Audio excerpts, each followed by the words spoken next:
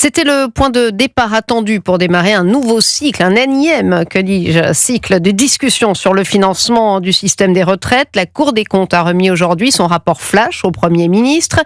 Avec un premier constat, le déficit actuel de 6,6 milliards d'euros par an passerait à 15 milliards à horizon 2035. Les sages proposent plusieurs leviers pour rétablir la trajectoire. Et Aurélien Fleureau, les partenaires sociaux ont eux aussi fait part de leurs idées. Oui, à commencer par le patronat. Patrick Martin, président du MEDEF, prévient revenir sur l'âge légal aurait des conséquences financières très lourdes, alors que la CPME avertit qu'avec un tel diagnostic, il y aurait forcément des décisions difficiles. Un cycle de négociation de 3 mois va désormais s'ouvrir et il y a au moins un point sur lequel tout le monde s'accorde.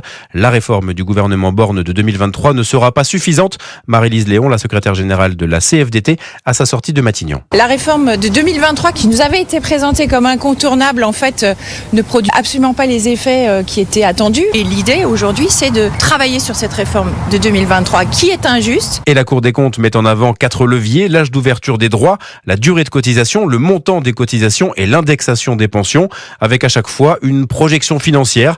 Un exemple, l'ouverture des droits à 63 ans au lieu de 64 engendrerait une dépense supplémentaire de 5,5 milliards d'euros par an à partir de 2035, alors qu'un recul à 65 ans rapporterait un peu plus de 8 milliards.